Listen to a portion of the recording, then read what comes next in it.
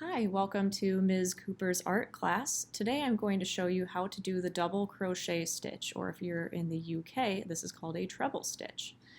Now, you already know, hopefully, how to do a slip stitch and how to chain, and if you don't, I already have some videos that you can watch to learn these things to get set up. Now, I chained 12 for this, and I'm checking to make sure they all look neat, but you're not done chaining yet. To double crochet, you need to build some height at the beginning of your row. So I chain an extra 3 stitches. You could also chain 2. It just depends what your tension is.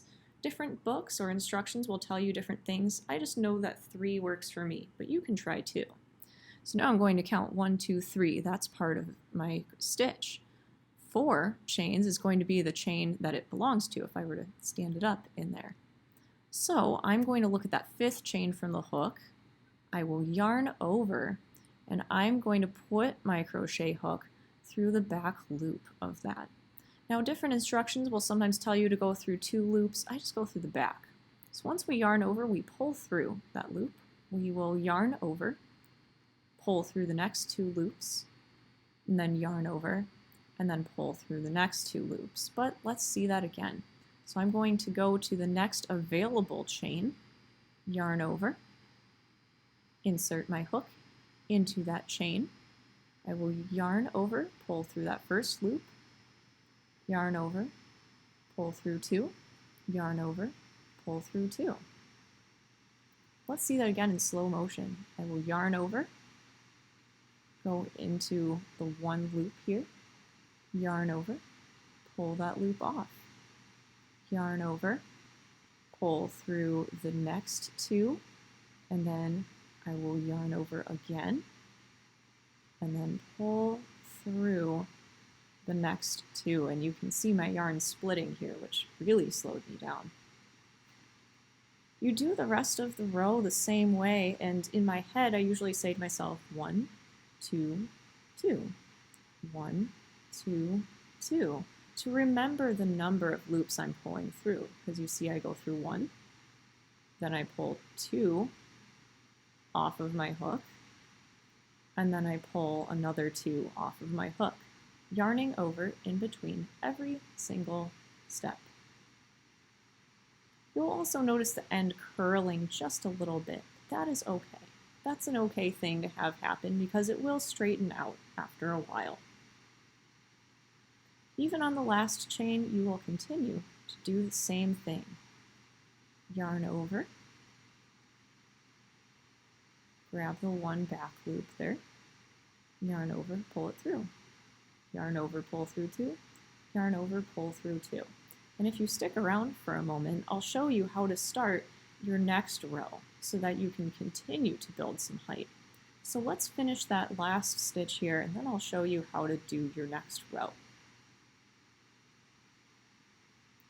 So before you can just add more stitches, you need to build some height.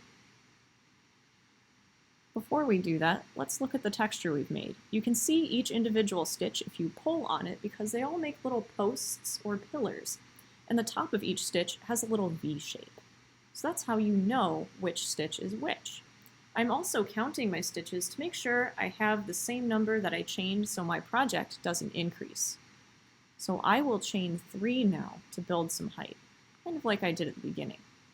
And they already belong to a stitch, so I don't need to go into that first one. I will go into the second one, which I'll pull apart so you can see the little gap, and there will be a V on top. And I'm going to go under both parts of the V. I will yarn over, insert my hook into that stitch with a V on there, yarn over, pull through. Yarn over, pull through 2, yarn over, pull through 2. You're doing basically the same thing that you did in that first row, except you're pulling up the entire V shape instead of just the back.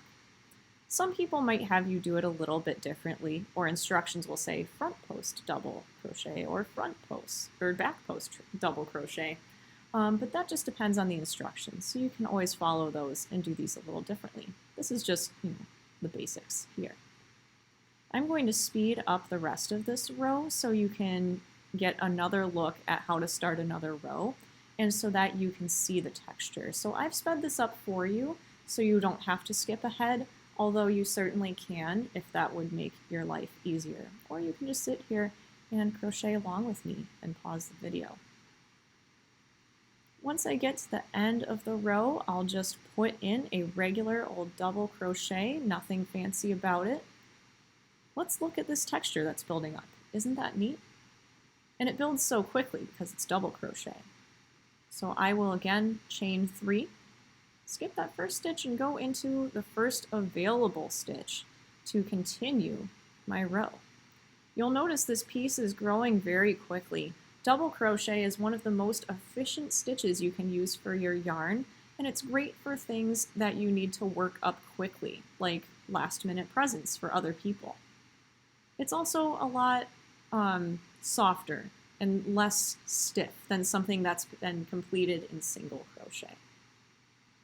Once you are all done with something that's been worked in double crochet, you can just cut the yarn.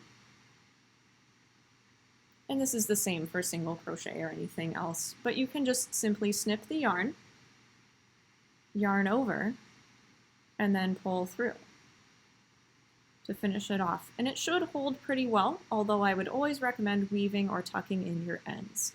Look at that beautiful texture. Anyway, thank you so much for watching.